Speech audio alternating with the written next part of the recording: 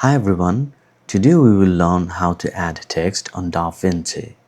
First open the DaVinci, then add your media and then come to this option which is called edit. You have to be here. Then go to this left section and click it. And then you will see some options. You have to click on the titles. Click it here. And then you'll see a couple of titles here. And like there are many more on the bottom. But I will just choose from here just to show. Let's select you want to drag. You can just drag and drop here. Let's select we want to put it here. Okay, it is here. It says left lower third.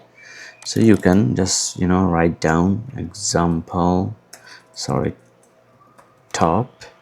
And if you want to write the second one, you select it and write down what you want to write.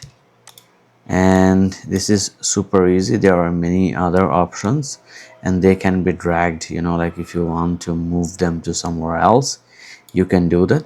And there are many other options you can choose from here, like the font sizes, the color of the text, the sizes, tracking, many other options. You can just explore them by yourself. So this is how you add text on DaVinci.